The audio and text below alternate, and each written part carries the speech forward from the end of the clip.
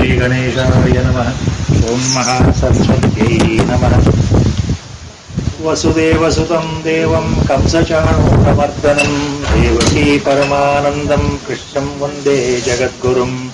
मूकं करोति वाचालं पङ्गुं लङ्घयते गिरिं यत्कृपातमहं वन्दे परमानन्दमाधवम्।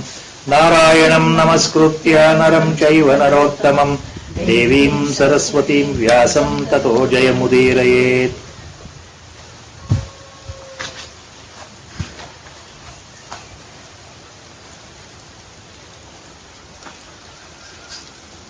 ಏಳನೇ ಅಧ್ಯಾಯ ಕೊನೆ ಭಾಗದಲ್ಲಿ ಹೋದ ಸಲ ಬಂದು ನಿಂತಿತ್ತು.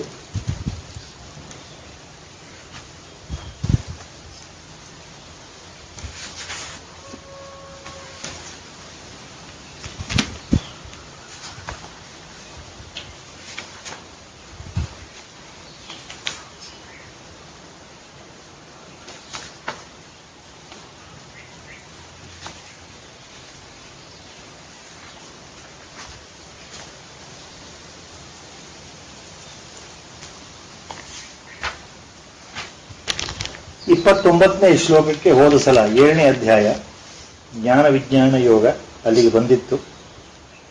ಇನ್ನು ಒಂದು ಶ್ಲೋಕ 30ನೇ ಶ್ಲೋಕ ಆದ ನಂತರ ಏಳನೇ ಅಧ್ಯಾಯ ಮುಕ್ತಾಯವಾಗುತ್ತೆ, 8ನೇ ಅಧ್ಯಾಯ ಪ್ರಾರಂಭವಾಗುತ್ತೆ.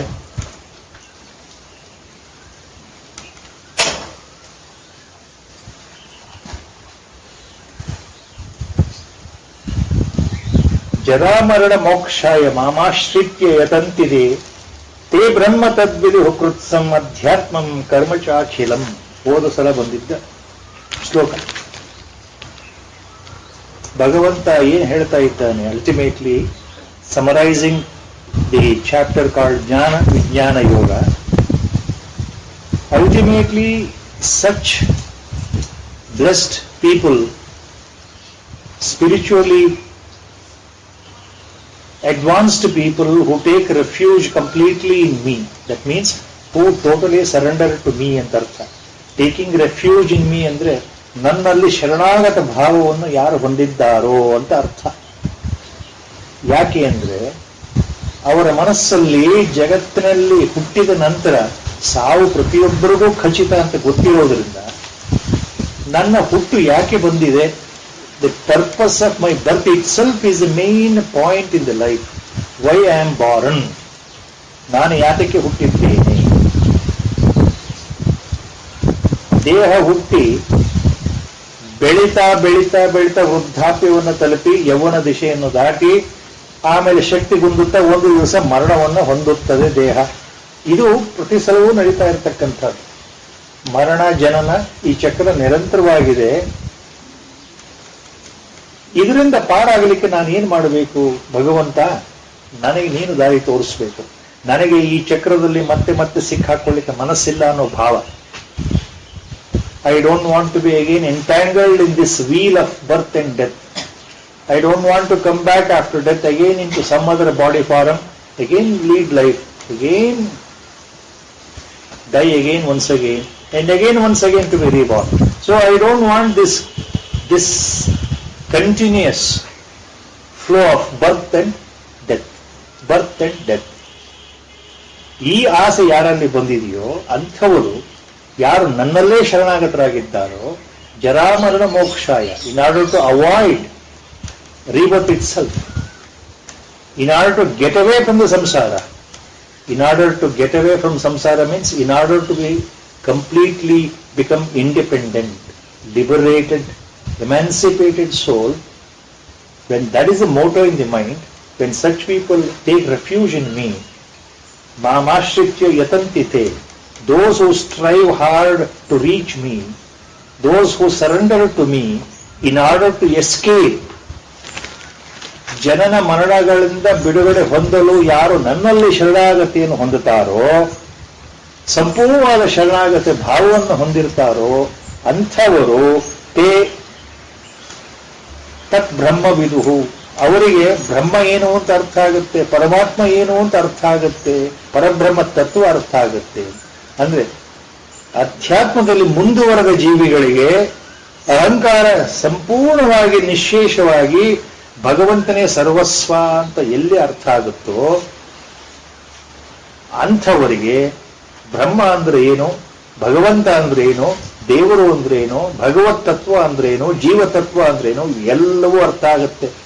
ಜೊತೆಗೆ ಕರ್ಮ ಸಿದ್ಧಾಂತವೂ ಅರ್ಥ ಆಗುತ್ತೆ. ಅಖಿಲಂ ಕರ್ಮ, ಅಧ್ಯಾತ್ಮ ಮತ್ತು ಅಖಿಲ ಕರ್ಮ. ಅಧ್ಯಾತ್ಮ ಅಂದ್ರೇನು, ಕರ್ಮಗಳು ಅಂದ್ರೇನು ಎಲ್ಲವೂ ಅರ್ಥವಾಗುತ್ತೆ, ಸಮಗ್ರವಾಗಿ ಅರ್ಥ ಆಗುತ್ತೆ ಅಂತ ಭಗವಂತ ಹೇಳ್ಬಿಟ್ಟು. ಯಾರಿಗೆ ಅರ್ಥ ಆಗುತ್ತೆ? ಕರ್ಮ ರಹಸ್ಯ ಯಾರಿಗೆ ಗೊತ್ತಾಗುತ್ತೆ? ಕರ್ಮ ಸಿದ್ಧಾಂತ ಯಾರಿಗೆ ಅರ್ಥ ಆಗುತ್ತೆ? ಅಧ್ಯಾತ್ಮ ಅಂದ್ರೆ ಏನು ಅಂತ ಯಾರಿಗೆ ಅರ್ಥ ಆಗುತ್ತೆ? ಯಾರು ನನ್ನಲ್ಲಿ ಶರಣಾಗತಿ ಹೊಂದಿದ್ದಾರೆ. ಮಾಮಾಶ್ರಿತ್ಯ ಯತಂತಿತೆ, ಯಾರು ನನ್ನಲ್ಲಿ ಶರಣಾಗತಿಯನ್ನು ಹೊಂದಿ ಜರಾಮರಣ ಮೋಕ್ಷಾಯ ಯತಂತಿ, they are trying hard to get away from the bondage.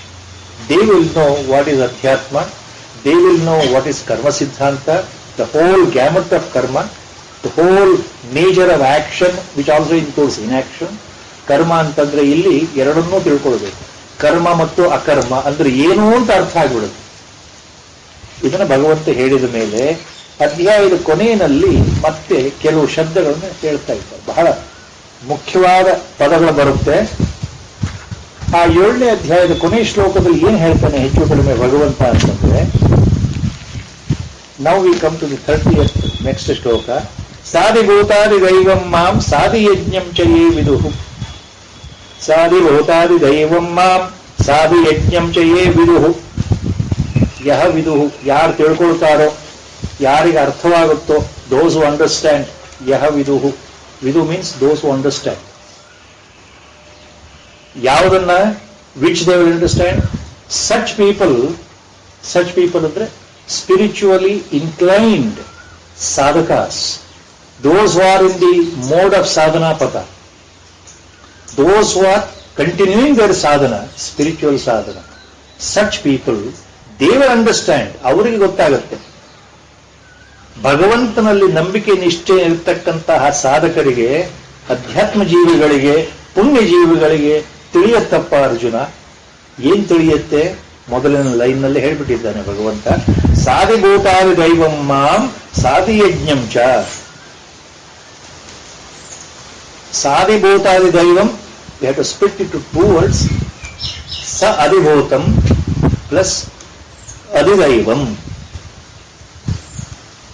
ಅಧಿಭೂತಂ plus adhidaivam, when you join together, that becomes a combined word.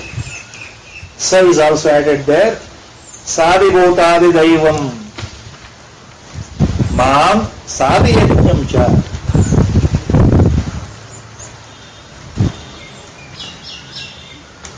ಸಾಧಕರಿಗೆ ಏನು ಅರ್ಥ ಆಗುತ್ತೆ ಅಂದ್ರೆ, ಅಧಿಭೂತ ಅಂದ್ರೆ ಏನು, ಅಧಿದೈವ ಅಂದ್ರೆ ಏನು, ಅಧಿಯಜ್ಞ ಅಂದ್ರೆ ಏನು.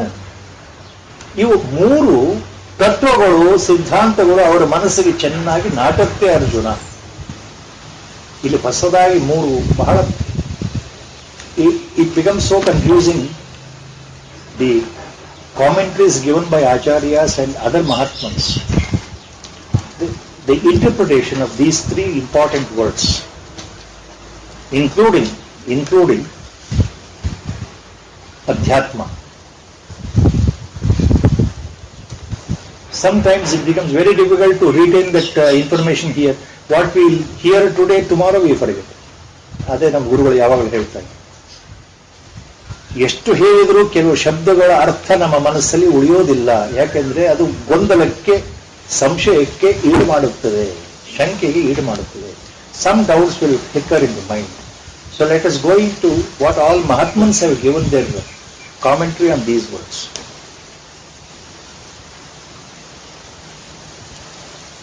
ಯಾರು ಸಾಧನೆ ಚೆನ್ನಾಗಿ ಮಾಡ್ತಾ ಇದ್ದಾರೋ, ನನ್ನಲ್ಲಿ ಶರಣಾಗತರಾಗಿದ್ದಾರೋ ಅವರಿಗೆ ಅಧ್ಯಾತ್ಮ ಅರ್ಥ ಆಗುತ್ತೆ ಅರ್ಜುನ ಅಂತ ಹಿಂದೆ ಹೇಳಿದ ಮೇಲೆ, ಈಗ ಏನ್ ಹೇಳ್ತಾ ಇದ್ದಾನೆ ಪರಮಾತ್ಮ? ಅಂಥವರಿಗೆ, ಅಂತಹ ಸಾಧಕರಿಗೆ, ಅಂತಹ ಪುಣ್ಯಜೀವಿಗಳಿಗೆ, ಅಂತಹ ಆಧ್ಯಾತ್ಮ ಪಿಪಾಸುಗಳಿಗೆ ಅಥವಾ ಮುಮುಕ್ಷು ಅಥವಾ ಜಿಜ್ಞಾಸುಗಳಿಗೆ, so such spiritual aspirants who want to reach me, they will understand what is adhibhuta, they will understand what is adhidaiva, they will understand what is adhiyajna. First line. ಸಾದಿ ಭೂತಾದಿ ದೈವಂ ಮಾಂ ಸಾದಿ ಯಜ್ಞಂ ಚ ಯೇ ವಿದುಹು.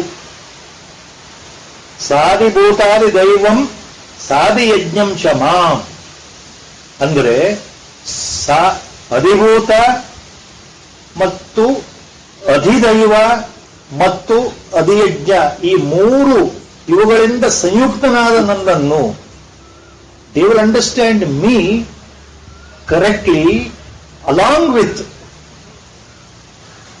ಸಾಧಿಭೂತಂ ಸಾಧಿಯಜ್ಞಂ ಅಂದ್ರೆ ಇವುಗಳ ಜೊತೆಗೆ ನನ್ನನ್ನು ಸರಿಯಾಗಿ ಅರ್ಥ ಮಾಡ್ಕೊಳ್ತಾರೆ. Along with these three concepts they will understand me very well.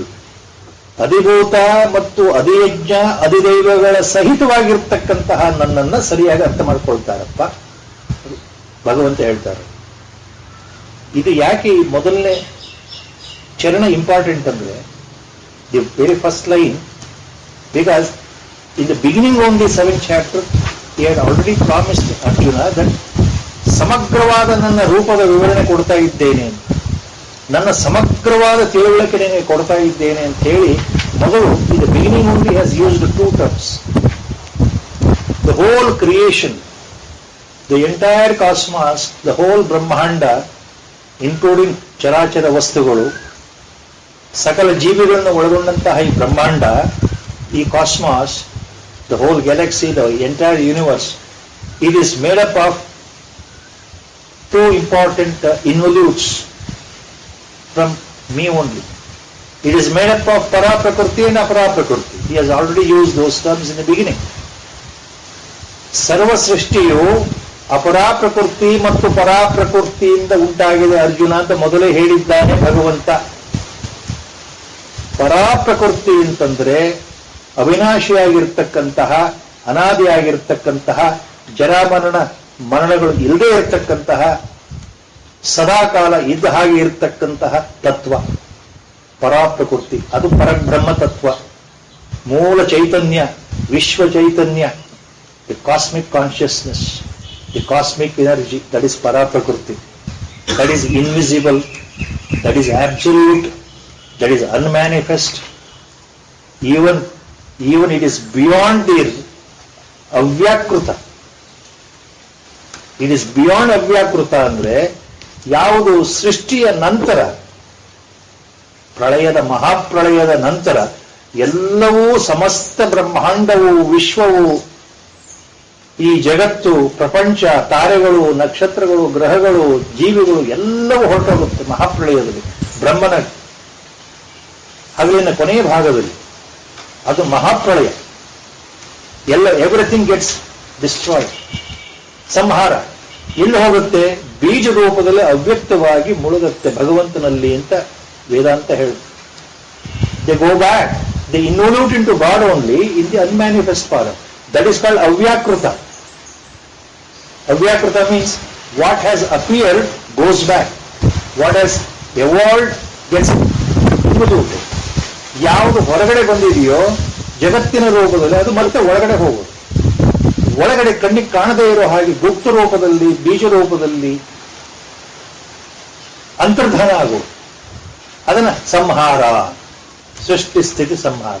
ಸಂಹಾರ ಅಂತಂದ್ರೆ ನಾಶವಾಗೋದು ಅಂತಂದ್ರೆ ನಮ್ಮ ಕಣ್ಣಿಗೆ ಯಾವುದೂ ಕಾಣಲ್ಲ, ಎಲ್ಲವೂ ಹೊರಟೋಗುತ್ತೆ ಅಂತ ಅರ್ಥ. ಆದ್ರೆ ಎಲ್ಲೋ ಹೋಗುತ್ತೆ, ಬೀಜ ರೂಪದಲ್ಲಿ ಇರುತ್ತೆ. That is called avyakrita, unmanifest.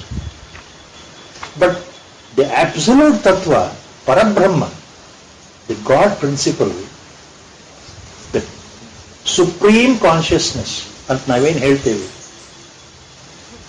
ಪರಂಧಾಮ ಅಂತ ಒಂದ್ ಕಡೆ ಶಬ್ದ ಬರುತ್ತೆ ಭಗವದ್ಗೀತೆ. ಆ ಪರಂಧಾಮ ಅಂದ್ರೆ ನಾನೇ ಅಂತ ಭಗವಂತ ಹೇಳ್ತಾನೆ. ಆ ಪರಂಧಾಮ ಅಂದ್ರೇನು? ಆ ಭಗವದ್ಧಾಮ ಅಂದ್ರೇನು? ದಟ್ ಅನ್ಎಕ್ಸ್ಪ್ಲೈನಬಲ್, ಇಂಡಿಸ್ಟ್ರಕ್ಟಬಲ್ ಭಗವತ್ ತತ್ವ, ಪರಬ್ರಹ್ಮ ತತ್ವ, ಪರಮಾತ್ಮ ತತ್ವ, which cannot be explained by any amount of words. It is beyond mind, beyond words, beyond walk, beyond intelligence. Nothing will reach that. It always remains as it is. ಅದು ಹೇಗೆ ಇರಬೇಕು ಹಾಗೇ ಇದೆ. ಸಿ ದಟ್ ಈಸ್ ಕಾಲ್ಡ್ ಮೂಲ ಅವ್ಯಕ್ತ, ಸನಾತನ ಅವ್ಯಕ್ತ. Same thing lord says litre in Bhagavad Gita. Same thing Acharya Shankara Bhagavad is explained very much in detail. ಸೃಷ್ಟಿ ಭಗವಂತನಲ್ಲಿ ಮುಳುಗು ಹೋದ ನಂತರ ಅದಕ್ಕೆ ಅವ್ಯಾಕೃತ ಅವ್ಯಕ್ತ ಅಂತ ಹೆಸರು. ಆ ಅವ್ಯಕ್ತಕ್ಕಿಂತ ಇನ್ನೂ ಹಿಂದಿರತಕ್ಕಂಥ ಅವ್ಯಕ್ತ ಯಾವುದು ಪರಬ್ರಹ್ಮ ತತ್ವ. So there are two unmanifest things that we have to remember. The first unmanifest will again appear at the time of the day of Brahma.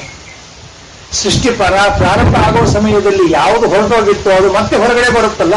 ಯಥಾಸ್ಥಿತಿಯಲ್ಲಿ ಪ್ರಪಂಚ ಉತ್ಪತ್ತಿ ಆಗೋದು ಮೊದಲು ಅವ್ಯಕ್ತವಾಗಿತ್ತು, ಆಮೇಲೆ ವ್ಯಕ್ತವಾಯಿತು. It was unmanifest and it manifest. But beyond this is the real unmanifest, the mula sanatana ಅವ್ಯಕ್ತ. ಇಲ್ಲಿ ಭಗವಂತ ಮಾಮ್ ಅಂತ ಎಲ್ಲಿ ಹೇಳ್ತಾನೋ ಇನ್ Bhagavad Gita, he refers to that Sanatana Avyakta also. Along with Sakara, he is referring to that final Nirakara Tattva, because Nirakara itself becomes Sakara. ಆದ್ರಿಂದ ಅಧಿಯಜ್ಞ, ಅಧಿಭೂತ, ಅಧಿದೈವ ಇವುಗಳ ಒಳಗೊಂಡಿರ್ತಕ್ಕಂಥ ನಾನು ಅಂತ ಭಗವಂತ ಹೇಳ್ತಾ ಇದ್ದಾನೆ. ಅಂದ್ರೆ ಆ ನಿರಾಕಾರ ತತ್ವವಾಗಿರ್ತಕ್ಕಂತಹ ಪರಬ್ರಹ್ಮ ತತ್ವ ನಾನು ಏನು ಅಂತ ಜನಗಳಿಗೆ, ಸಾಧಕರಿಗೆ ಅರ್ಥವಾಗುತ್ತಪ್ಪ. ಸಾಧಿಭೂತಾದಿ ದೈವಂ ಮಾಂ ಸಾಧಯಜ್ಞಂ ಚ ಯೇ ವಿದುಃ ಪ್ರಯಾಣ ಕಾಲೇಪಿ ಚ ಮಾಂ ತೇ ವಿದುರ್ಯುಕ್ತ ಚೇತಸಃ. Second line is slightly a different point. ಪ್ರಯಾಣ ಕಾಲೇಪಿ ಚ, ಪ್ರಯಾಣ ಕಾಲೇ ಅಪಿ ಚ ಮಾಂ ತೇ ವಿದುಹು. ತೇ ಯಾರು? ಯುಕ್ತ ಚೇತಸಃ. ಅಂತಹ ಪುಣ್ಯಜೀವಿಗಳು, ಸಾಧನೆಯನ್ನು ಮಾಡ್ತಾ ಇರ್ತಕ್ಕಂಥವರು, ಮುಮುಕ್ಷುಗಳು ಅಥವಾ ಜಿಜ್ಞಾಸು, ಭಗವತ್ ಕೃಪೆಯಿಂದ ಗುರುಕೃಪೆಯಿಂದ ಯಾರು ಸಾಧನೆ ಮಾಡ್ತಾ ಇದ್ದಾರಲ್ಲ ಅವರಿಗೆ ನಾನು ಏನು ಅಂತ ಅರ್ಥ ಆಗುತ್ತೆ. ಜೊತೆಗೆ ಅವರಿಗೆ ಪ್ರಯಾಣ ಕಾಲದಲ್ಲೂ ಸಹ ನಾನು ಏನು ಅಂತ ಅರ್ಥ ಆಗುತ್ತೆ. Even at the time of death, they will realize who I am. They will know who I am. They experience that fact by themselves directly, even at the time of death. He is making it very clear. Both the lines indicate that while living also they will come to know the reality. Once they know the reality, they become the reality itself. ಬ್ರಹ್ಮನನ್ನ ಯಾರು ಅರ್ಥಕೊಳ್ತಾರೋ ಜೀವ ಸಮಯದಲ್ಲಿ, ಅಂದ್ರೆ ದೇಹಾವಸ್ಥೆಯಲ್ಲಿ ಶರೀರದಲ್ಲಿ ಇದ್ದಾಗಲೇ ಬ್ರಹ್ಮ ಏನು ಅಂತ ಯಾರಿಗೆ ಅರ್ಥ ಆಗುತ್ತಲ್ಲ, those who understand what is Paratatva, they become that same Paratatva only. Once they are illuminated, they become self-illuminated, because Atma Tattva is self-shining. Once they know what it is, they become that only while living in the body. Jeevan ಮುಕ್ತ ಅವಸ್ಥೆ ಮೊದಲನೇ ಚರಣ ಹೇಳ್ತಾ ಇರುವುದು ಜೀವನ್ ಮುಕ್ತ ಅವಸ್ಥೆ ಹೇಳ್ತಾ ಇದ್ರು. Once they are jivan muktas, once they are liberated while in the living body itself, in what to say he is making very clear in the next line. So even at the time of death of the body, ದೇಹ ಪ್ರಾರಬ್ಧದಲ್ಲಿ ಎಂದು ಹೋಗಬೇಕು ಅಂತ ನಿಶ್ಚಯ ಆಗಿದೆ. ಒಂದು ದೇಹ ಬಿದ್ದಾಗ, ದೇಹ ಪತನವಾದಾಗ ಅಂತ ಅರ್ಥ. ಪ್ರಯಾಣ ಕಾಲ ಐತಿ ಅಂದ್ರೆ ಮರಣ ಕಾಲದಲ್ಲೂ ಸಹ ನಾನು ಏನು ಅಂಥ ವ್ಯಕ್ತಿ ಗೊತ್ತಾಗುತ್ತಲ್ಲಪ್ಪ ಅರ್ಜುನ. ಯಾರು ಜೀವನ್ಮುಕ್ತನಾಗಿದ್ದಾರೋ ದೇಹ ಬಿದ್ದ ನಂತರ, ಶರೀರ ಪಾತದ ನಂತರ ವಿದೇಹ ಮುಕ್ತರಾಗ್ಬಿಡ್ತಾರೆ. ಮುಕ್ತರು ಯಾವತ್ತಿದ್ರು ಮುಕ್ತರೇ ಅನ್ನೋದು ಭಗವಂತ ಇಲ್ಲಿ ಸ್ಪಷ್ಟವಾಗಿ ಹೇಳ್ತಾ ಇದ್ದಾರೆ. ಅದಕ್ಕೆ 3 ಈ ಶಬ್ದಗಳು ಬರ್ತಾ ಇದೆ ಮೊದಲನೇ ಚರಣದಲ್ಲಿ. ನಾನು ಏನು ಅಂತಂದ್ರೆ, ನಾನು ಅಧಿಭೂತನೂ ಆಗಿದ್ದೇನೆ, ನಾನು ಅಧಿದೈವನೂ ಆಗಿದ್ದೇನೆ, ನಾನು ಅಧಿಯಜ್ಞನೂ ಆಗಿದ್ದೇನೆ. I am in totality, I am what God says here, adhidaiva plus I am adhibhuta plus I am adhiyajna. When this is clearly understood, then you reach me absolutely without any doubt. Bhagavantana Ashwasana. So these words again come next, in the next 2-3 shlokas, with slight different interpretation. by different acharyas. So we have to remember these three words very correctly. Marthogatte, confusion sometimes, but we don't remember it. We don't, because the words will not enter our head. That is the problem. As our Gurudev always says. Slight difference is there between interpretations on these three words. Adibhuta, Adidaiva, Adiyajna. ಇವುಗಳಿಗೆ ಸಣ್ಣ ಅಲ್ಲಲ್ಲಿ ಕೆಲವು ವ್ಯತ್ಯಾಸಗಳಿದೆ ಆಚಾರ್ಯರು ಹೇಳಿರ್ತಕ್ಕಂತಹ ತಮ್ಮ ಭಾಷೆಗಳಲ್ಲಿ. ಆದರೆ ಮೂಲ ತತ್ವ ಒಂದೇ, ಹೇಳೋ ರೀತಿ ವಿಧಾನಗಳಲ್ಲಿ ಸಣ್ಣ ಸಣ್ಣ ವ್ಯತ್ಯಾಸಗಳಿದೆ. ಅವೆಲ್ಲವನ್ನೂ ಸೇರಿಸಿ ನಾವು ಸರಿಯಾಗಿ ಯಾವ ಆಚಾರ್ಯರು ಏನು ಹೇಳಿದ್ದಾರೆ, ಮೂಲವಾಗಿ ಏನಪ್ಪ ಅರ್ಥ, ನಮಗೇನು ಬೇಕಾಗಿದೆ ಅಂದರೆ clarity. Ultimately, we want clarity. Why God is using these terms? Why he is saying, I am Adibhuta plus I am Adidaiva plus I am Adiyajna. So we have to at least try to go into the interpretations, commentaries of Acharyas. Looking into all the commentaries of great Mahatmans, all the three Acharyas, including Jnaneshwar, then including Somanathananji, all including our Gurudev's definition, which is in English, simple words he uses in English. Adibhuta, the clue is, Bhuta word refers to Panchamahabhutagalu, five primordial elements, what earlier Lord has used in the 7th chapter beginning. Apara Prakriti, the five primordial elements and their tanmatras. 5 ಪಂಚಭೂತಗಳು, ಅವುಗಳ ತನ್ಮಾತ್ರೆಗಳು, ಸೂಕ್ಷ್ಮ ರೂಪಗಳು ತನ್ಮಾತ್ರೆ. ಆಕಾಶ, ವಾಯು, ತೇಜ ಅಂದ್ರೆ ಅಗ್ನಿ, ಮತ್ತೆ ಪೃಥ್ವಿ ಮತ್ತು ಜಲ, 5 ಪಂಚಭೂತಗಳು, ಅವುಗಳ 5 ತನ್ಮಾತ್ರೆಗಳು, ಸೂಕ್ಷ್ಮ ರೂಪಗಳು. ಸೊ ಪಂಚಭೂತಗಳು ಅನ್ನೋದು ನೆನಪಿದ್ರೆ ಈ ಸಮಸ್ತ ವಿಶ್ವ, ಸಮಸ್ತ ಬ್ರಹ್ಮಾಂಡ, ಚರಾಚರ ಜಗತ್ತು, ಪ್ರಪಂಚ, ಜೀವಿ ಮತ್ತು ನಿರ್ಜೀವ ವಸ್ತು, all living and non-living, animate, inanimate, the whole matter in the entire universe basically made up of these 5 elements according to Vedanta. So those 5 elements are called Pancha Mahabhuta. We remember that correctly. The whole cosmos has come from that. Then we can understand Adibhuta refers to 5 elements. Adibhuta ಅಂದ್ರೆ ಈ ಪಂಚಭೂತಗಳ ಜೋಡಣೆ, ವಿಸ್ತರಣೆ ಮತ್ತು ಅವುಗಳ ಆಟ. The way they get combined, ಉಪನಿಷತ್ತಲ್ಲಿ ಬಹಳ ಬರುತ್ತೆ. ಛಾಂದೋಗ್ಯ ಉಪನಿಷತ್ತಲ್ಲಿ ಇದೊಂದು ವಿಭಾಗವೇ ಬರುತ್ತೆ. ಪಂಚಭೂತಗಳು ಯಾವ ರೀತಿ ಸೇರ್ಕೊಳ್ತವೆ, ಯಾವ ರೀತಿ ಸೇರಿಕೊಂಡು ಅದು ಮುಂದೆ ಒಂದು ದ್ರವ್ಯರಾಶಿ ಆಗಲಿಕ್ಕೆ ಸಹಾಯ ಆಗುತ್ತೆ ಅಂತ ಉಪನಿಷತ್ತಲ್ಲೇ ವರ್ಣನೆ ಇದೆ. ಅವೆಲ್ಲ ಈಗ ಇಲ್ಲಿ ಹೇಳಲಿಕ್ಕೆ ಸಮಯ ಇಲ್ಲ. ಅಧಿಭೂತ ಅಂತಂದ್ರೆ ಪಂಚಮಹಾಭೂತಗಳು, the entire field of matter, or in simple adhibhuta refers to the matter. Matter ಅಂದ್ರೆ both living and non living, animate and inanimate ಅಂತ ತಿಳ್ಕೊಳ್ಬೇಕು. ಸೊ ಅಧಿಭೂತ ಅಂದ್ರೆ we have to remember in simple words, as our Gurudev puts it in his Vyakhyana, the entire gamut, entire field of matter. ಯಾವುದರಿಂದ ಬ್ರಹ್ಮಾಂಡ ಉತ್ಪತ್ತಿಯಾಗಿದೆ, ಇದು ಅನೇಕ ವೈವಿಧ್ಯತೆ ಕಾಣ್ತದೆ, ಡೈವರ್ಸಿಫಿಕೇಶನ್. ಇರೋ ನೀರು ಒಂದೇ, ಆಕಾಶ ಒಂದೇ, ಟೆಂಪರೇಚರ್, ಉಷ್ಣತೆ, ತೇಜಸ್ಸು ಒಂದೇ, ವಾಯು ಒಂದೇ, ಭೂತತ್ವ ಒಂದೇ, ಎಲ್ಲವೂ ಒಂದೇ. ಆದರೆ ಅವುಗಳ ಮಿಶ್ರಣ, the way they combine, the way they associate and dissociate, that results in formation of the entire universe. So ಇದು ಭಗವಂತನ ಅಪರಾ ಪ್ರಕೃತಿಯಲ್ಲಿ ಬರತಕ್ಕಂಥದ್ದು ಪಂಚಮಹಾಭೂತಗಳು. ಈ ಅಪರಾ ಪ್ರಕೃತಿ ನನ್ನಿಂದಲೇ ಬಂದಿದೆಯಪ್ಪ ಅರ್ಜುನ ಅಂತ ಮೊದಲೇ ಹೇಳಿದ್ದಾನೆ.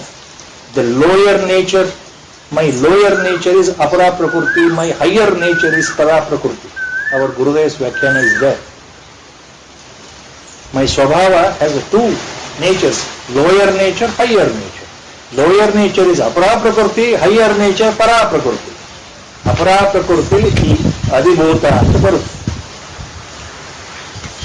ಅಂದ್ರೆ ಪಂಚಮಹಾಭೂತಗಳು ನನ್ನಿಂದನೇ ಬಂದಿದೆಯಪ್ಪ ಅರ್ಜುನ ಅಂತ ತಿಳ್ಕೊಳ್ಬೇಕು. ಅಧಿಭೂತ ಅಂದ್ರೆ ಪಂಚಭೂತಗಳು ಅಂತ ನಾವು ಮನಸ್ಸಲ್ಲಿ ಇಟ್ಕೊಳ್ಬೇಕು. The entire field of matter.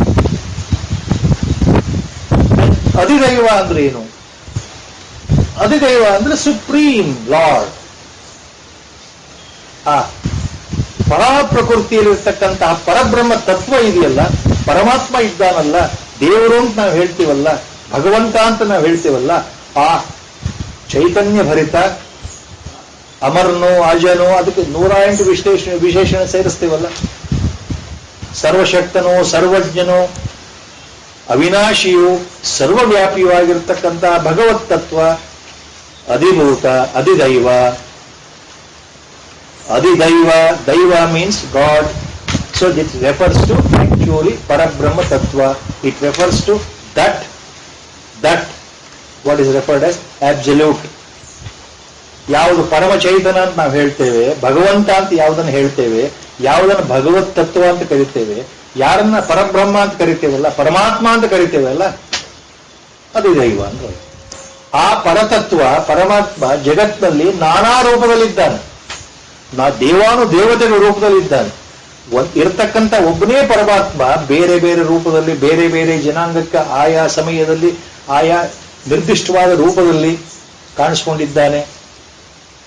ಇಡೀ ಪ್ರಪಂಚದಲ್ಲಿ ನೂರಾರು ದೇವರುಗಳಿದ್ದಾರಲ್ಲ, ಅವರವರ ಭಾವಕ್ಕೆ ತಕ್ಕ ಹಾಗೆ we worship different forms of gods as our ishta ದೇವತ.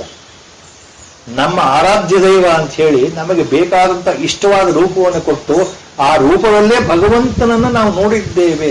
ಮಹಾತ್ಮರು ಆ ರೂಪದಲ್ಲೇ ದರ್ಶನ ಮಾಡಿದ್ದಾರೆ. ತ್ಯಾಗರಾಜರಿಗೆ ರಾಮನ ಮೇಲೆ ಎಂತಹ ಪರಮವಾದ ಭಕ್ತಿ ಇತ್ತು ಅಂದರೆ ರಾಮನ ಸ್ವತಃ ದರ್ಶನ ತ್ಯಾಗರಾಜರಿಗೆ ಆಯಿತು. The great doyen of Karnataka music, the great sant of the South India, the saint Tyagaraja had darshan of Rama in his home only. Our Gurudev had the darshan of Rama directly, epiphanic. Not only Rama, even he had a darshan of Krishna also, our Gurudev. Epiphanic emanation directly in the waking state. ಗುರುಗಳೇ ಹೇಳಿದ ಹಾಗೆ ನಿದ್ದೆಯಲ್ಲಿ ಕಾಣತಕ್ಕಂಥ ದರ್ಶನ ಬೇರೆ, ಕನಸಿನಲ್ಲಿ ಬರ್ತಕ್ಕಂಥ ಪರಮಾತ್ಮ ದರ್ಶನ ಬೇರೆ, ಜಾಗೃತಾವಸ್ಥೆಯಲ್ಲಿ ಬರ್ತಕ್ಕಂಥ ದರ್ಶನವೇ ಬೇರೆ. ಸೊ ಯಾವ ರೀತಿಯಲ್ಲಿ ಭಗವಂತ ಕಂಡ್ರು, ರಾಮನಾಗಿ, ಕೃಷ್ಣನಾಗಿ, ದೇವಿಯಾಗಿ, ಚಂಡಿಯಾಗಿ, ಪಾರ್ವತಿಯಾಗಿ, ಶಕ್ತಿಯಾಗಿ, ಚಾಮುಂಡಿಯಾಗಿ, ಮಹಿಷಾಸುರ ಮರ್ದಿನಿಯಾಗಿ, ಗಣಪತಿಯಾಗಿ, ಷಣ್ಮುಖನಾಗಿ, ಆಂಜನೇಯ ಸ್ವಾಮಿ, ಯಾವ ರೂಪದಲ್ಲಿ ಭಗವಂತ ಶಿವನಾಗಿ, ಕೈಲಾಸಪತಿಯಾಗಿ ದರ್ಶನ ಕೊಟ್ಟರು, ಆ ಎಲ್ಲ ಬೇರೆ ಬೇರೆ ರೂಪಗಳ ಹಿಂದೆ ಇರುವುದು ಒಂದೇ ಭಗವತ್ ತತ್ವ. ಅದು ಅಧಿದೈವ ಅಂದ್ರೆ the supreme deity. There is only one. There are no two God's.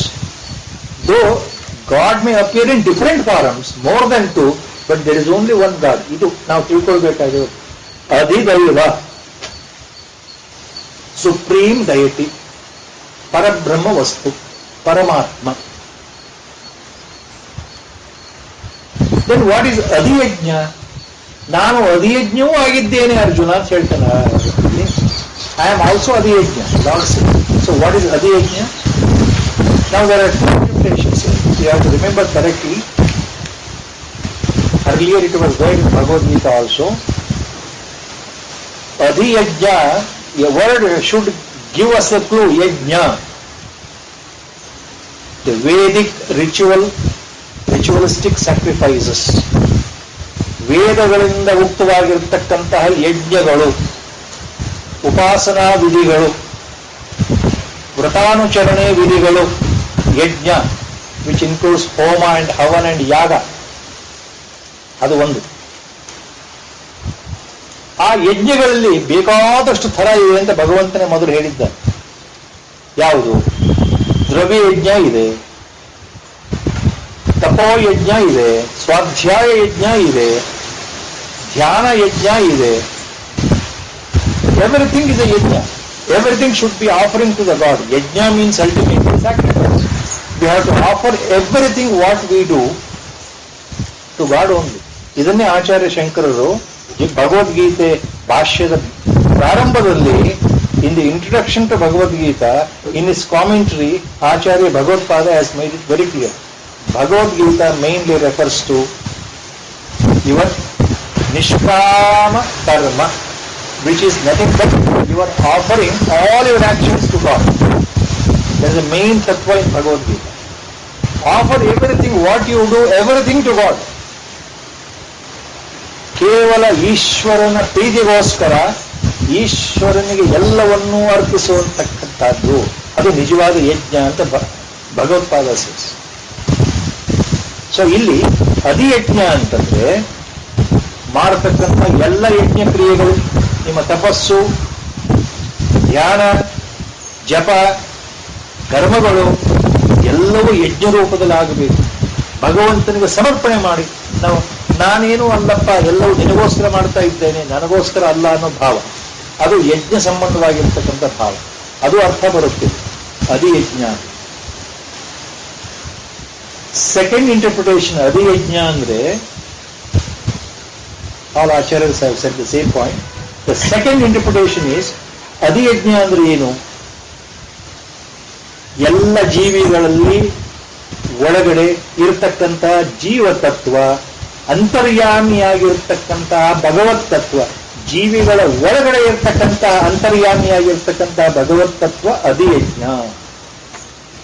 The ಇಂಡ್ವೆಲಿಂಗ್ ಡಯಟಿ, the ಇಂಡ್ವೆಲಿಂಗ್ ಜೀವತತ್ವ, the ಇಂಡ್ವೆಲಿಂಗ್ ಆತ್ಮ, ದ ಇಂಡ್ವೆಲಿಂಗ್ ಪುರುಷ, ದ ಇಂಡ್ವೆಲಿಂಗ್ ಪರಮಾತ್ಮ, ದೇಹದ ಒಳಗಡೆ ಧಾರಣೆಯಾಗಿರ್ತಕ್ಕಂತಹ, ದೇಹದಲ್ಲೇ ಇರತಕ್ಕಂತಹ, ಪ್ರತಿಯೊಬ್ಬ ಜೀವಿಯ ದೇಹದಲ್ಲೂ ಇರತಕ್ಕಂತಹ ಆ ಚೈತನ್ಯ ತತ್ವ, ಭಗವತ್ ತತ್ವ, ಆ ಭಗವತ್ ಸ್ವರೂಪ, ಆತ್ಮ ಸ್ವರೂಪದಲ್ಲಿರ್ತಕ್ಕಂತಹ ಪ್ರತ್ಯಗಾತ್ಮನಾಗಿರ್ತಕ್ಕಂತಹ ಭಗವಂತ, ಆತನೇ ಅಧಿಯಜ್ಞ.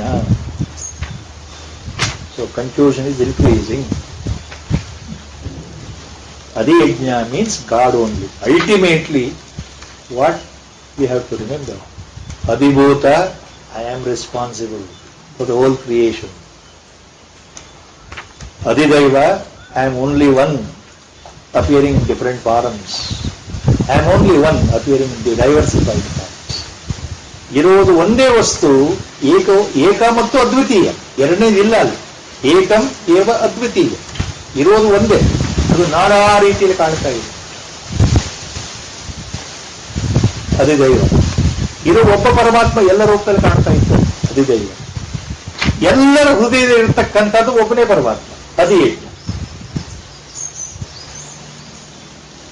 ಅಧಿಯಜ್ಞ ನಮಗೆ ಕನ್ಫ್ಯೂಸ್ ಆದಾಗ ಈ ರೀತಿ ಎರಡು ಪಾಯಿಂಟ್ ಇದೆ. ನಾವು ಮಾಡತಕ್ಕಂಥ ಕರ್ಮಗಳೆಲ್ಲ ಭಗವಂತನಿಗೆ ಅರ್ಪಣೆ ಮಾಡೋದಿದೆಯಲ್ಲ, ನಾನೇನು ಮಾಡ್ತಾ ಇಲ್ಲ, I am not doing anything, I am only instrument, this body is instrument, everything is you only, you are everything, I am nothing bhava, that is yajna bhava. Offering as a sacrifice all our actions to God only. Our Gurudev has beautifully mentioned this, hammered this point. How you should understand your actions as a yajna. He used to always quote that famous one shloka. Always he used to say, you have to remember this shloka to always remind yourself that all your actions you are offering to God. ನಾನು ಅಂತ ಬಿಟ್ಟು ಭಗವಂತ ನೀನು ಅಂತ ಭಾವದಲ್ಲಿ ಎಲ್ಲ ಕೆಲಸ ಮಾಡು. ಗುರುಗಳು ಹೇಳ್ತಾ ಇದ್ರು, ಬ್ರಹ್ಮಾರ್ಪಣಂ ಬ್ರಹ್ಮ ಹವಿರ್ ಬ್ರಹ್ಮಾಗ್ನೌ ಬ್ರಹ್ಮಣಾಹುತಂ ಬ್ರಹ್ಮೈವತೇನ ಗಂತವ್ಯಂ ಬ್ರಹ್ಮ ಕರ್ಮ ಸಮಾಧಿನ. Lord's injunction in Bhagavad Gita. Everything is Brahma, whole thing is Brahma. Your yajna is also a sacrifice, is also Brahma. What you are offering is a Brahma. Who receives it, that is also Brahma. The person who is conducting, that is also Brahma. The person receiving and giving you the boon, he is also Brahma. Everything is Brahma. Remember in that way. Our Gurudev used to say. So, ಅಧಿಯಜ್ಞ ಅಂದ್ರೆ ಅದನ್ನ ನಾವು ನೆನಪಿಟ್ಕೊಳ್ಳಿ. ನಮ್ಮ ಎಲ್ಲ ಕೆಲಸಗಳು ಭಗವಂತ ನಿನಗೋಸ್ಕರ ಮಾಡ್ತಾ ಇದ್ದೇನೆ ಅನ್ನೋದು ಒಂದು ಭಾವ, ಒಂದು ಅರ್ಥ. ಆದ್ರೆ ಎಲ್ಲರ ಹೃದಯದಲ್ಲಿ ಇರ್ತಕ್ಕಂತಹ ಪರಮಾತ್ಮ ಸ್ವರೂಪಿ ಚೈತನ್ಯ ನನ್ನಲ್ಲೂ ಇದ್ದಾನೆ, ನಿಮ್ಮಲ್ಲೂ ಇದ್ದಾನೆ, ಇರೋದು ಒಂದೇ ವಸ್ತು, ಅದು ಅಧಿಯಜ್ಞ. ಎರಡೂ ಅರ್ಥ ಇದೆ ಅಧಿಯಜ್ಞ. ಅಧಿಯಜ್ಞ ನಮಗೆ ಅರ್ಥ ಆಗಬೇಕು ಅಂತಂದ್ರೆ ನಾವು ಇನ್ನೊಂದು ನೆನಪಿಟ್ಕೊಂಡ್ರೆ ಅರ್ಥ ಆಗುತ್ತೆ. ಗುರುಗಳು ಯಾವಾಗಲೂ ಅದನ್ನು ಬಹಳ ಸಲ ಹೇಳಿದ್ದಾರೆ. ಎಷ್ಟೋ ಸಲ ಅವರ ಪ್ರವಚನಗಳಲ್ಲಿ ಆಶೀರ್ವಚನಗಳಲ್ಲಿ ಒಂದ್ಸಲ ನನಗೆ ನೆನಪಿದೆ.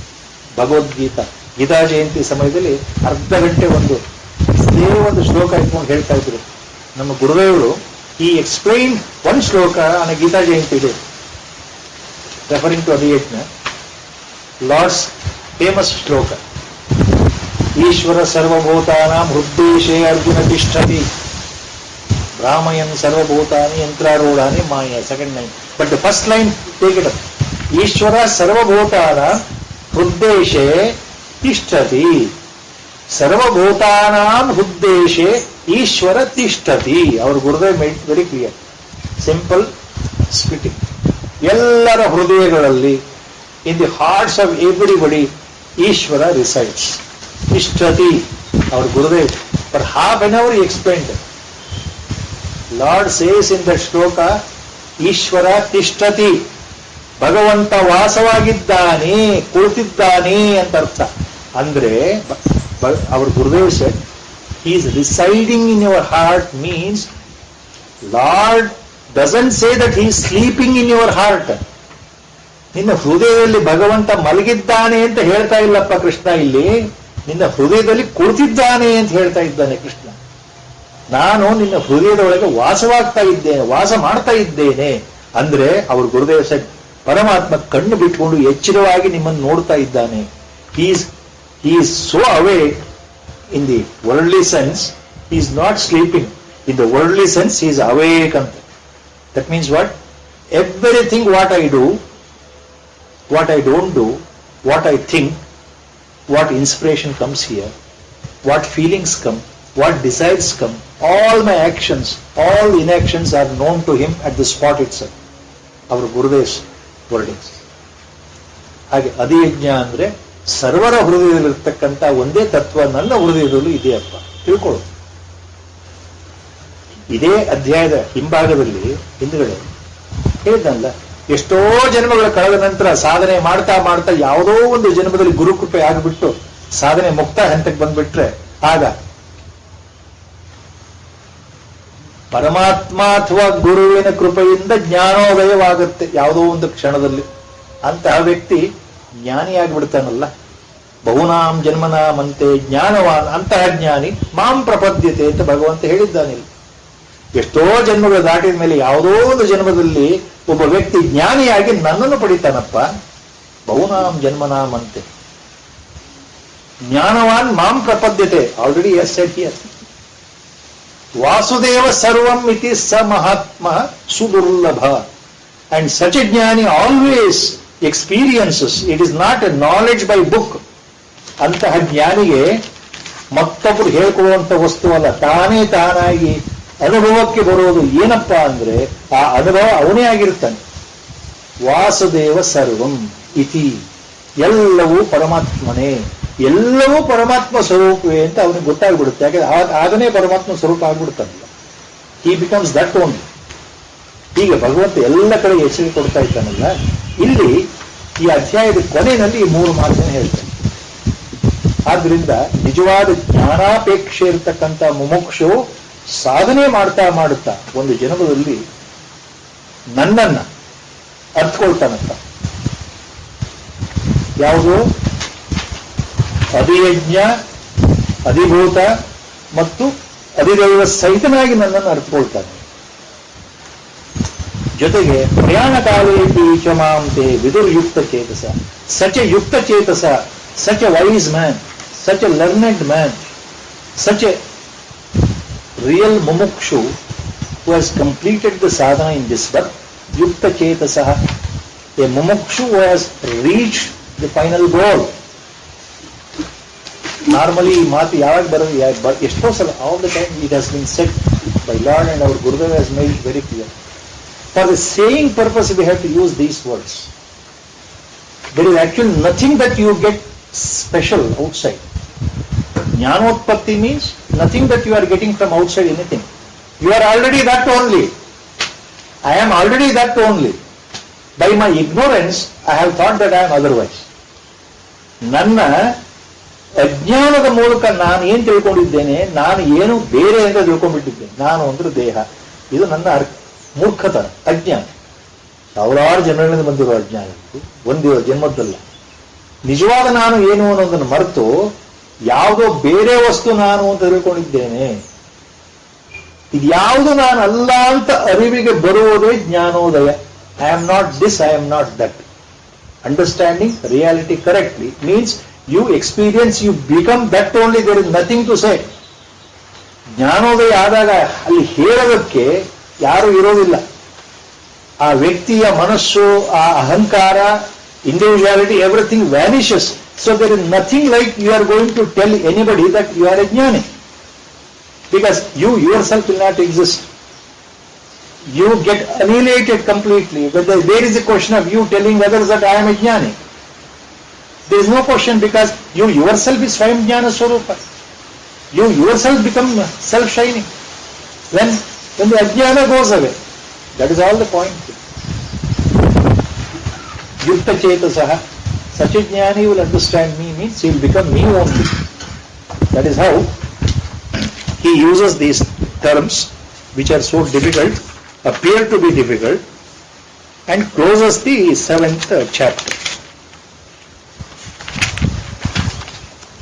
ಇಷ್ಟು ಹೇಳಿ ಭಗವಂತ ಇಲ್ಲಿ 7ನೇ ಅಧ್ಯಾಯ ನಮ್ಮ ಲೆಕ್ಕದಲ್ಲಿ ಭಗವದ್ಗೀತೆಯಲ್ಲಿ ಮುಗಿತಾ ಇದೆ. ಓಂ ತತ್ಸದಿತಿ ಶ್ರೀಮದ್ ಭಗವದ್ಗೀತಾಸು ಉಪನಿಷತ್ಸು ಬ್ರಹ್ಮ ವಿದ್ಯಾಯಾಂ ಯೋಗಶಾಸ್ತ್ರೇ ಶ್ರೀಕೃಷ್ಣಾರ್ಜುನ ಸಂವಾದೆ ಜ್ಞಾನ ವಿಜ್ಞಾನ ಯೋಗೋ ನಾಮ ಸಪ್ತಮೋಧ್ಯಾಯ. 7ನೇ ಅಧ್ಯಾಯ ಈಗ ಸಂಪೂರ್ಣವಾಗಿ ಈಗ 8ನೇ ಅಧ್ಯಾಯಕ್ಕೆ ಪ್ರವೇಶ ಮಾಡ್ತಾ ಇದ್ದೇವೆ. ಓಂ ಶ್ರೀ ಪರಮಾತ್ಮನೇ ನಮಃ. ಅಥ ಅಷ್ಟಮೋಧ್ಯಾಯ. 8ನೇ ಅಧ್ಯಾಯಕ್ಕೆ ಅಕ್ಷರ ಬ್ರಹ್ಮ ಯೋಗ ಅಂತ ಹೆಸರು. ಮೊದಲೇ ಒಂದು ಸೂಚನೆ ಕೊಡ್ತಾ ಇದ್ದೇನೆ. The 8th chapter now we are commencing. It is called Akshara Brahma Yoga. In the 8th chapter, Lord very briefly, not directly, very briefly and indirectly, he is giving you the highest truth of the secret of death. ಸಾಮಾನ್ಯ ಪ್ರಾಪಂಚಿಕ ದೃಷ್ಟಿಯಿಂದ, from the worldly point of view, at the worldly level, he is revealing the secret of death here and life after death and the rebirth after death. What is here in this 8th chapter that is extensively there in Upanishads, both Brihadaranyaka Upanishad and Chandogya Upanishad. ಬೃಹದಾರಣ್ಯಕ ಉಪನಿಷತ್ತು ಮತ್ತು ಛಾಂದೋಗ್ಯ ಉಪನಿಷತ್ತಲ್ಲಿ ಎಷ್ಟು ವಿಶದವಾಗಿ, ಆಳವಾಗಿ, ದೀರ್ಘವಾಗಿ ಮರಣ ಮತ್ತು ಪುನರ್ಜನ್ಮ ಸಿದ್ಧಾಂತದ ಬಗ್ಗೆ ಏನೇನು ತತ್ವಗಳು, ವಿವರಣೆಗಳು, ಭಾಷ್ಯಗಳು ಬಂದಿದೆ, ಅವೆಲ್ಲವನ್ನು ಸೇರಿಸಿಕೊಂಡು ಭಗವಂತ ಇಲ್ಲಿ ಕೆಲವೇ ಶಬ್ದಗಳಲ್ಲಿ, ಕೆಲವೇ ಶ್ಲೋಕದಲ್ಲಿ ಮರಣ ಮತ್ತು ಪುನರ್ಜನ್ಮದ ಬಗ್ಗೆ ವ್ಯಾಖ್ಯಾನ ಕೊಟ್ಟಿದ್ದಾನೆ. He has given indirectly information on rebirth that is already there in Upanishads, and the whole thing in detail our Gurudev has written in the book form. Now it was earlier in the form of short articles, later compiled into a book form known as Rebirth. When Gurudev used to write the Rebirth book, and when that was to be translated into Kannada, number of interactions when I had with Gurudev, he used to tell me that so many things are so deep, so secret and so sacred, ಬಹಳ ಪವಿತ್ರವೂ, ಗಹನವೂ, ಗಂಭೀರವೂ, ಗುಹ್ಯವೂ ಆದಂತಹ ಕೆಲವು ವಿಚಾರಗಳಿದೆಯಪ್ಪ ಉಪನಿಷತ್ತಲ್ಲಿ, ಅದು ಎಲ್ಲರಿಗೂ ಅರ್ಥವಾಗೋದಿಲ್ಲ. If I tell everything in detail, everybody will not understand, only a few will understand. Even among the people who think they have understood, they may not understand correctly. So I have cut down all the details. I have used only small information here. ಗುರುದೇವರು ಎಲ್ಲವನ್ನೂ ತೆಗೆದುಹಾಕಿ ಕೆಲವು ವಿಚಾರಗಳನ್ನು ಮಾತ್ರ ಹೇಳಿದ್ದೇನಪ್ಪ ಅಂತ ಹೇಳಿದ್ರು ಸಹ, the book rebirth in the simplest form he has written. But I know that how difficult it is for anybody to follow. ಅದು ಬಹಳ ಕಷ್ಟ. ಗುರುದೇವರ ರೀಬರ್ತ್ ಪುಸ್ತಕ ಇದೆಯಲ್ಲ, ಅರ್ಥ ಮಾಡ್ಕೊಳ್ಳೋದು ತುಂಬಾ ಕಷ್ಟ ಇದೆ. ಆ ಪುಸ್ತಕ ಒಂದು ಸಲ ಓದಿದರೆ ಭಗವಂತ ಈ 8ನೇ ಅಧ್ಯಾಯದಲ್ಲಿ ಅಕ್ಷರ ಬ್ರಹ್ಮ ಯೋಗದಲ್ಲಿ ಏನು ಹೇಳ್ತಾ ಇದ್ದಾನೆ ಕೊನೆಯಲ್ಲಿ ಅಂತ ಅರ್ಥ ಆಗುತ್ತೆ. That is the hint I am giving you.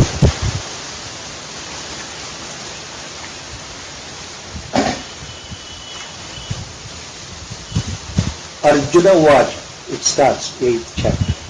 ಕಿಂ ತದ್ ಬ್ರಹ್ಮ ಕಿಮಧ್ಯಾತ್ಮಂ ಕಿಂ ಕರ್ಮ ಪುರುಷೋತ್ತಮ ಅಧಿಭೂತಂ ಚ ಕಿಂ ಪ್ರೋಕ್ತಂ ಅಧಿದೈವಂ ಕಿಮುಚ್ಯತೆ. ಕಿಂ ತದ್ ಬ್ರಹ್ಮ ಕಿಮಧ್ಯಾತ್ಮಂ ಕಿಂ ಕರ್ಮ ಪುರುಷೋತ್ತಮ ಅಧಿಭೂತಂ ಚ ಕಿಂ ಪ್ರೋಕ್ತಂ ಅಧಿದೈವಂ ಕಿಂ ಉಚ್ಯತೆ. ಫಸ್ಟ್ ಶ್ಲೋಕ ಫಾಲೋಡ್ ಬೈ ಸೆಕೆಂಡ್ ಶ್ಲೋಕ. Both are the questions. Arjuna ಪ್ರಶ್ನೆ ಕೇಳ್ತಾನೆ. ಈಗ ಸಂದೇಹಗಳು ಬಂದ್ಬಿಡುತ್ತಲ್ಲ ತಲೆಯಲ್ಲಿ. ಎರಡೂ ಶ್ಲೋಕ ಅರ್ಜುನ ಕೇಳುವ ಪ್ರಶ್ನೆಗಳು ಏನಪ್ಪಾ ಅಂದ್ರೆ ಎರಡೂ ಶ್ಲೋಕ ಒಟ್ಟಿಗೆ ತಗೊಳ್ಬೇಕು. ಕಿಂ ತದ್ ಬ್ರಹ್ಮ ಕಿಂ ಅಧ್ಯಾತ್ಮಂ ಕಿಂ ಕರ್ಮ ಪುರುಷೋತ್ತಮ ಅಧಿಭೂತಂ ಚ ಕಿಂ ಪ್ರೋಕ್ತಂ ಅಧಿದೈವಂ ಕಿಮುಚ್ಯತೆ. ನೆಕ್ಸ್ಟ್ ಶ್ಲೋಕ ಅಧಿಯಜ್ಞ ಕಥಂ ಕೋತ್ರ ದೇಹೇಸ್ಮಿನ್ ಮಧುಸೂದನ ಪ್ರಯಾಣ ಕಾಲೇ ಚ ಕಥಂ ಜ್ಞೇಯೋಸಿ ನೇದಾತ್ಮಭಿಃ. ಅಧಿಯಜ್ಞ ಕಥಂ ಕೋ ಅತ್ರ ಕಹ ಅತ್ರ ದೇಹಸ್ಮಿನ್ ಮಧುಸೂದನ ಪ್ರಯಾಣ ಕಾಲೇ ಚ ಕಥಂ ಜ್ಞೇಯಃ ಅಸಿ ನೇತಾತ್ಮಭಿಃ. Two shlokas go together. Questions by Arjuna. ಭಗವಂತ ಈ ಮಾತು ಹೇಳಿದ ಮೇಲೆ ಅಧಿಭೂತವೂ ನಾನೇ, ಅಧಿಯಜ್ಞವೂ ನಾನೇ ಮತ್ತು ಅಧಿದೈವವೂ ನಾನೇ ಅಂತ ತಿಳ್ಕೊಂಡು ಯಾರು ನನ್ನಲ್ಲಿ ಶರಣಾಗತಿ ಹೊಂದವರೋ ಅವರು ನನ್ನನ್ನು ಸೇರ್ತಾರೆ, ನಾನು ಅರ್ಥ ಮಾಡ್ಕೊಳ್ತಾರಪ್ಪ ಅಂತ ಹೇಳಿದ ಮೇಲೆ ಅರ್ಜುನನ ಪ್ರಶ್ನೆ ಅದೇ ಈಗ ನಮಗಿರುವಂಥ ಪ್ರಶ್ನೆಗಳು. ಒಂದೇ ರೀತಿ ಹೊಸ ಹೊಸ ಶಬ್ದಗಳು ಹೇಳಿದ ಕೂಡ ನಮ್ಮ ತಲೆ ಒಳಗೆ ಅರ್ಥ ಆಗಲಿಲ್ಲ. ಈಗ ಭಗವಂತನ ಕೇಳ್ತಾ ಇದ್ದ. ಇದು ನಮ್ಮ ಪ್ರಶ್ನೆನೇ ಅರ್ಜುನ ಕೇಳೋದು. ಭಗವಂತ ನೀ ಹೇಳ್ತಾ ಇದ್ದೀಯಲ್ಲ ಬ್ರಹ್ಮ ಅಂದ್ರೆ ಏನಪ್ಪ, ಕಿಂ ತದ್ ಬ್ರಹ್ಮ, ಆ ಬ್ರಹ್ಮ ಅಂದ್ರೆ ಏನು, ನೀನು ಬ್ರಹ್ಮ ಅಂತ ಹೇಳ್ಬಿಟ್ಟೆ. ಸಾಧಕರು ಬ್ರಹ್ಮವನ್ನು ಅರ್ಕೊಳ್ತಾರೆ ಅಂತ ಹೇಳ್ಬಿಟ್ಟೆ. ಹಂಗಾರೆ ಆ ಬ್ರಹ್ಮ ಅಂದ್ರೆ ಏನು? ಪುರಾಣಗಳಲ್ಲಿ ನಾವು ಓದಿದ್ದೇವಲ್ಲಪ್ಪ, ಸೃಷ್ಟಿ ಸ್ಥಿತಿ ಲಯ. ಸೃಷ್ಟಿಗೆ ಚತುರ್ಮುಖ ಬ್ರಹ್ಮ ಕಾರಣನಾಗ್ತಾನೆ ಅಥವಾ ಹಿರಣ್ಯ ಗರ್ಭ ಬ್ರಹ್ಮ ಕಾರಣ, ಸ್ಥಿತಿಗೆ ವಿಷ್ಣು ಕಾರಣ ಆಗ್ತಾನೆ ಮತ್ತು ಸಂಹಾರಕ್ಕೆ ಈಶ್ವರ ಕಾರಣ ಆಗ್ತಾನೆ. ಬ್ರಹ್ಮ ವಿಷ್ಣು ಮಹೇಶ್ವರ ಅಂತ ತ್ರಿಮೂರ್ತಿಗಳ ಬಗ್ಗೆ ಓದಿದ್ದೇವೆಲ್ಲ, ಆ ಬ್ರಹ್ಮನ ಬಗ್ಗೆ ಹೇಳ್ತಾ ಇದ್ದೀಯಾ? ಬ್ರಹ್ಮ ಅಂದ್ರೆ ಯಾರು? ತದ್ ಬ್ರಹ್ಮ ಕಿಂ, ಅಧ್ಯಾತ್ಮ ಅಂದ್ರೆ ಏನು? ಅಧ್ಯಾತ್ಮ ಅಂತ ಹೇಳಿದೆ. ಅಧ್ಯಾತ್ಮ ಅಂದ್ರೆ ಏನು? ಕಿಂ ಕರ್ಮ ಪುರುಷೋತ್ತಮ. ಕರ್ಮ ಅಂದ್ರೆ ಏನು? ಒಂದೇ ಅಡಿಗೆ ಈ ಶಬ್ದವನ್ನು ಹೇಳ್ತಾ ಇದೆಯಲ್ಲ ಭಗವಂತ. ಬ್ರಹ್ಮ ಅಂದ್ರೆ ಏನಪ್ಪ ನನಗೆ ಗೊತ್ತಾಗ್ತಾ ಇಲ್ಲ, ಅಧ್ಯಾತ್ಮ ಅಂದ್ರೆ ಏನೋ ಗೊತ್ತಾಗ್ತಾ ಇಲ್ಲ, ಕರ್ಮ ಅಂದ್ರೆ ಏನೋ ಗೊತ್ತಾಗ್ತಾ ಇಲ್ಲ, ಅಧಿಭೂತಂ ಚ ಕಿಂ, ಅಧಿಭೂತ ಅಂದ್ರೆ ಏನೋ ಗೊತ್ತಾಗ್ತಾ ಇಲ್ಲ, ಅಧಿದೈವಂ ಕಿಂ, ಅಧಿದೈವ ಅಂದ್ರೆ ಗೊತ್ತಾಗ್ತಾ ಇಲ್ಲ, ಅಧಿಯಜ್ಞ ಕಥಂ, ಅಧಿಯಜ್ಞ ಅಂದ್ರೆ ಗೊತ್ತಾಗ್ತಾ ಇಲ್ಲ, ಕೋತ್ರ ದೇಹಸ್ಮಿನ್ ಮಧುಸೂದನ, ಕಹ ಅತ್ರ ದೇಹೆ ಅಸ್ಮಿನ್ ಮಧುಸೂದನ. ಅಧಿಯಜ್ಞ ಏನು ಮತ್ತು ಆ ಅಧಿಯಜ್ಞ ಅನ್ನೋದು ದೇಹದಲ್ಲಿ ಎಲ್ಲಿದೆ?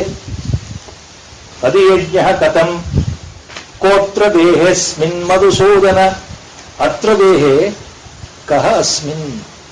ಈ ಅಧಿಯಜ್ಞ ಈ ದೇಹದಲ್ಲಿ ಎಲ್ಲಿದೆ ಅದನ್ನು ಹೇಳು. ಮತ್ತೆ ಪ್ರಯಾಣ ಕಾಲ ಅಂತ ಒಂದು ಮಾತು ಹೇಳ್ಬಿಡ್ತೀಯಲ್ಲ, ಮರಣ ಕಾಲದಲ್ಲಿ ನಾನು ತಿಳ್ಕೊಳ್ತಾರೆ ಅಂತ. ಮರಣ ಕಾಲದಲ್ಲಿ ನಿನ್ನನ್ನು ಹೇಗೆ ತಿಳ್ಕೊಳ್ಬೇಕು? How we can understand you at the time of death? See, these are the questions. Lord, my dear friend, Arjuna is asking now. Please tell me, Krishna, how at the time of death we can understand you? Andre we can reach you. ಮರಣ ಸಮಯದಲ್ಲಿ ಪ್ರಯಾಣ ಕಾಲೇ ನಿನ್ನನ್ನು ಪಡೆಯುವುದು ಹೇಗೆ? ಅದು ಗೊತ್ತಾಗ್ತಾ ಇಲ್ಲ. ಹೇಳ್ಬಿಟ್ಟೆ ನೀ ಎಲ್ಲ ಹೇಳ್ಬಿಟ್ಟೆ. ಒಂದು ಶ್ಲೋಕದಲ್ಲಿ ನಮಗೆ ಏನು ಅರ್ಥ ಆಗ್ತಾ ಇಲ್ವಲ್ಲಪ್ಪ. ಸೊ ನಿಯತಾತ್ಮ ಬೈ, ನಿಯತಾತ್ಮರಾಗಿರ್ತಕ್ಕಂತಹ ಒಳ್ಳೆ ಮನಸ್ಸಿರ್ತಕ್ಕಂತಹ ಶುದ್ಧ ಮನಸ್ಸು ಸಾತ್ವಿಕರಾಗಿರ್ತಕ್ಕಂತಹ ಸಾಧಕರಿಗೆ ನಿಯತಾತ್ಮ. ಸಾಧನಾ ಬಲ ಇರ್ತಕ್ಕಂಥವ್ರಿಗೆ ನಿಯತಾತ್ಮ. Spiritually well versed people are called niyatatma because they have one pointed concentration to reach God. So ಅಂತಹ ನಿಯತಾತ್ಮರಿಗೆ ಸಾಯುವ ಸಮಯದಲ್ಲಿ ನೀನು ಹೇಗೆ ಸಿಗ್ತೀಯ ಅದು ಗೊತ್ತಾಗ್ತಾ ಇಲ್ವಲ್ಲಪ್ಪ ನನಗೆ, ನೀನು ಹೇಳಿಬಿಟ್ಟೆ ಸರಿ, ನನಗೆ ಗೊತ್ತಾಗ್ತಾ ಇಲ್ವಲ್ಲ. This is why I said earlier these words are we have remember in the beginning correctly. ಅಧಿಭೂತ ಅಂದ್ರೆ ಏನು ಅಂತ ಭಗವಂತನೇ ಕೇಳ್ತಾ ಇಲ್ಲ, ಅರ್ಜುನ ಕೇಳ್ತಾ ಇದ್ದ.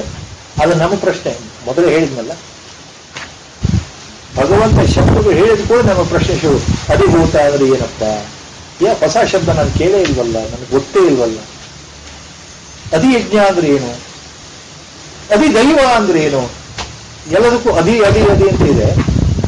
ಆದಿ ಅಲ್ಲ, ಅಧಿ ಅಧಿ ಅಧಿ, ಹಾಗೆ ಕನ್ಫ್ಯೂಷನ್ ಅನ್ನು. ಅದೇ ಮೊದಲನೇ ಹೇಳಿದ ಹಾಗೆ lord is now being questioned by Arjuna. He wants to know correct meaning for these words.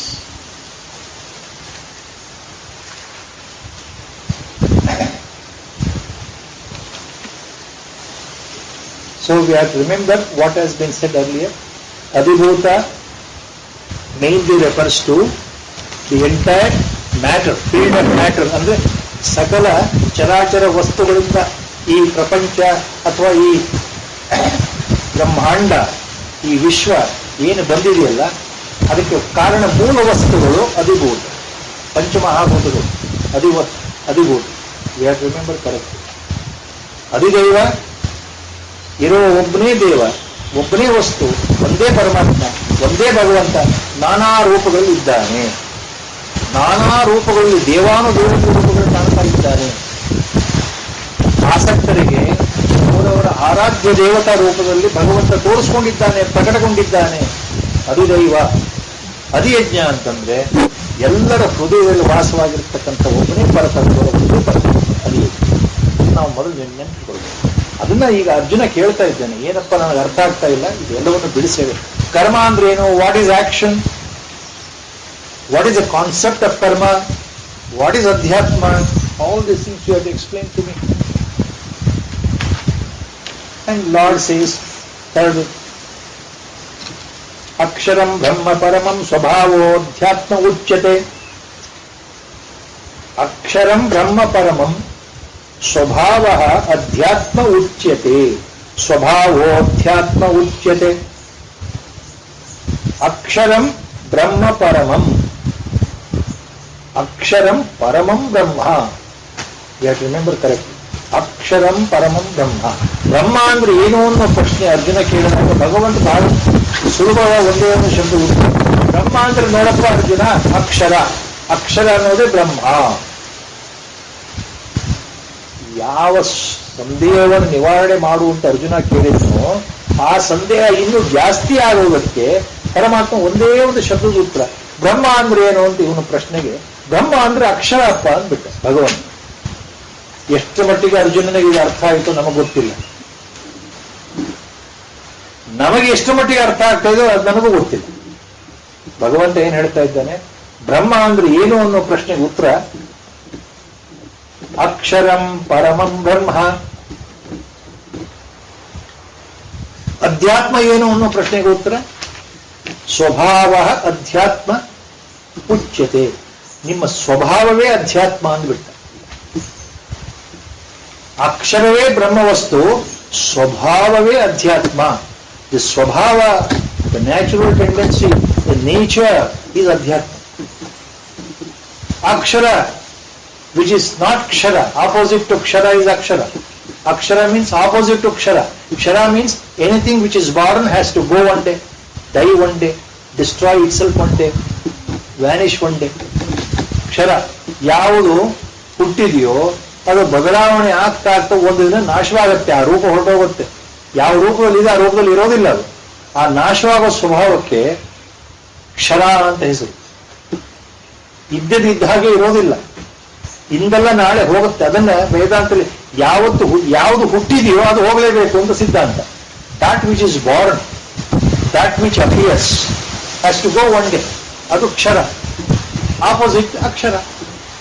ಯಾವುದು ಹೋಗೋದಿಲ್ವೋ, ಯಾವುದು ಬದಲಾವಣೆ ಹೊಂದೋದಿಲ್ವೋ, ಸದಾಕಾಲ ಸರ್ವಕಾಲ ಸರ್ವಾವಸ್ಥೆಯಲ್ಲಿ ಎಲ್ಲವನ್ನು ಮೀರಿ ತಾನು ಹೇಗಿದೆಯೋ ಹಾಗೆ ನಿರಾಲಂಬವಾಗಿ ಯಾವುದರ ಆಸರೆ ಇಲ್ಲದೆ, not dependent anything, it is totally independent, ಸರ್ವಜ್ಞ ರೂಪದಲ್ಲಿ ಸರ್ವಶಕ್ತ ರೂಪದಲ್ಲಿ ಯಾವ ಬದಲಾವಣೆ ಇಲ್ಲದೆ ಯಾವ ವಸ್ತು ಅಖಂಡವಾಗಿ ಖಂಡ ತುಂಡವಿಲ್ಲದೆ ಉಳಿಯುತ್ತೆ, ಉಳಿದಿದೆ, ಹಿಂದೆಯೂ ಇದೆ, ಈಗಲೂ ಇದೆ, ಮುಂದೂ ಇದೆ ಅನ್ನೋದು ಅಕ್ಷರ, ಅದು ಬ್ರಹ್ಮ ವಸ್ತು. ಅಧ್ಯಾತ್ಮ ಅಂದ್ರೆ ಸ್ವಭಾವ ಅಂತ ಹೇಳ್ತಾ ಇದ್ದೆ. ಭೂತ ಭಾವೋದ್ಭವಕರೋ ವಿಸರ್ಗ ಕರ್ಮ ಸಂಹಿತ. ಮತ್ತೇನು ಹೇಳ್ತಾ ಇದ್ದೇನೆ? ಭೂತ ಭಾವೋದ್ಭವಕರ ಕರ್ಮ ಸಂಹಿತ ವಿಸರ್ಗ ಕರ್ಮ ಸಂಹಿತ. ಭೂತ ಭಾವೋತ್ಕರ ವಿಸರ್ಗ ಅಂತಂದ್ರೆ ಆಫ್ಟರ್ ದಿ ಫೈನಲ್ ಪ್ರಳಯ ಎವ್ರಿಥಿಂಗ್ ಗೆಟ್ಸ್ ಡಿಸ್ಟ್ರಾಯ್ಡ್. ಅಂತ್ಯಕಾಲದಲ್ಲಿ, ಸಂಹಾರ ಕಾಲದಲ್ಲಿ, ಕೊನೆಯ ಪ್ರಳಯದಲ್ಲಿ ಎಲ್ಲವೂ ನಾಶವಾಗುತ್ತೆ. ಹೋಲ್ ಬ್ರಹ್ಮಾಂಡ ಅಲ್ವಾ, ಇಡೀ ವಿಶ್ವವೇ ನಾಶವಾಗುತ್ತೆ, ಭಗವಂತನ ಐಕ್ಯವಾಗುತ್ತೆ ಹೇಳ್ತಾರೆ. ನಾಶವಾಗುತ್ತೆ ಅಂದ್ರೆ ಈಗ ಯಾವ ರೀತಿ ಇದೆಯಲ್ಲ, ಈ ವಸ್ತುಗಳು, ಜಗತ್ತು, ಬ್ರಹ್ಮಾಂಡ, ಈ ಪ್ರತಿ ಸೃಷ್ಟಿ ಎಲ್ಲವೂ, ನಕ್ಷತ್ರಗಳು, ಗ್ರಹಗಳು, ಉಪಗ್ರಹಗಳು ಎಲ್ಲವೂ ಸೇರಿ ಅದರಲ್ಲಿದ್ದ ಜೀವರಾಶಿಗಳು ಎಲ್ಲವೂ ಹೊರಟೋಗುತ್ತೆ. ಹಾಗೆ ಹೊರಟೋಗಿರ್ತಕ್ಕಂತಹ, ನಾಶವಾಗಿರ್ತಕ್ಕಂತಹ, ಅವ್ಯಕ್ತವಾಗಿರ್ತಕ್ಕಂತಹ ಪದಾರ್ಥಗಳು ಮತ್ತೆ ಮುಂದಿನ ಬ್ರಹ್ಮನ ಸೃಷ್ಟಿನಲ್ಲಿ, ಪ್ರಾರಂಭದಲ್ಲಿ ಸೃಷ್ಟಿ ಪ್ರಾರಂಭ ಮತ್ತೆ ಹೊರಗಡೆ ಕಾಣಿಸ್ಕೊಳ್ತವೆ. ಅಂದ್ರೆ ಮತ್ತೆ ಸೃಷ್ಟಿ ಆಗ್ತದೆ, ಮತ್ತೆ they come back again. They appear. What disappears again appears. The creation appears once again. So, the removal and reappearance of the creation, ಪ್ರಪಂಚದ ಸಂಹಾರ, ವಿಶ್ವದ ಸಂಹಾರ ಮತ್ತು ಅದರ ಪುನರ್ಸೃಷ್ಟಿ, the total disappearance, destruction of the entire universe, and then once again reappearance, recreation of the same universe. That is called Bhuta Bhavodbhavakara Visargaha. So, idu karma sanhitaha. Andre, this is the action, this is the karma of creation and destruction. So, you asked me, Arjuna, what is karma? Karma means this process of destruction and creation. ಯಾವುದು ಲಯವಾಗುತ್ತೋ ಅದು ಮತ್ತೆ ಪುನರ್ ಸೃಷ್ಟಿ ಆಗಬೇಕು ಅನ್ನೋ ನಿಯಮ ಇದೆಯಲ್ಲ, ಆ ಪ್ರಕಾರವಾಗಿ ಜಗತ್ತಿನ ಉತ್ಪತ್ತಿ ಮತ್ತು ಪ್ರಳಯ ಮತ್ತೆ ಉತ್ಪತ್ತಿ, ಇದು ನಿಜವಾದ ಅರ್ಥದಲ್ಲಿ, ನಿಜವಾದ ರೀತಿಯಲ್ಲಿ ಈ ಉತ್ಪತ್ತಿ ಪ್ರಳಯವೇ ಕರ್ಮ ಸಿದ್ಧಾಂತ. ಇದೇ ಒಂದು ಕರ್ಮ, ಇದಕ್ಕೆ ಕರ್ಮ ಅಂತ ಹೇಳ್ತಾರಪ್ಪ ಅರ್ಜುನ ಅಂತ ಭಗವಂತ ಹೇಳ್ತಾ ಇದ್ದಾನೆ.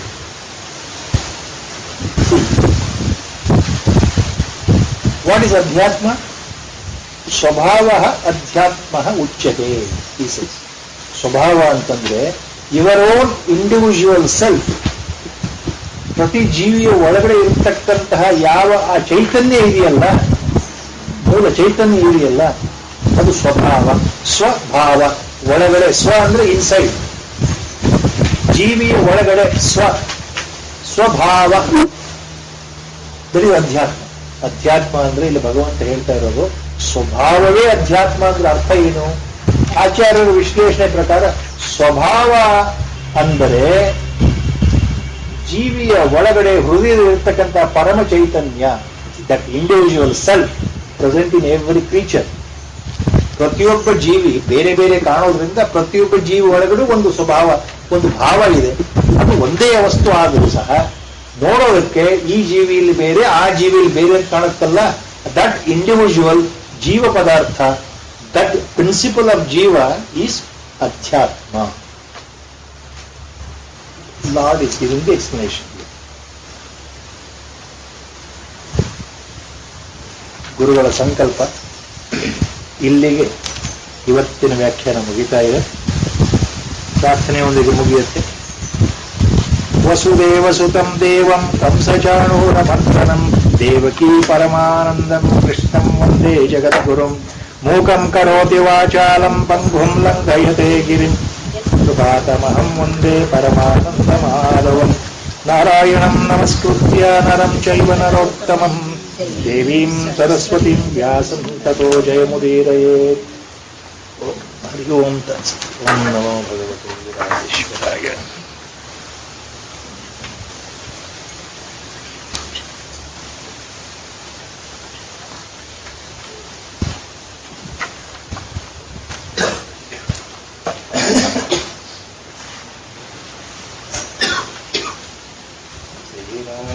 जय राम जय जय राम श्री राम जय राम जय जय राम श्री राम जय राम जय जय राम श्री राम जय राम जय जय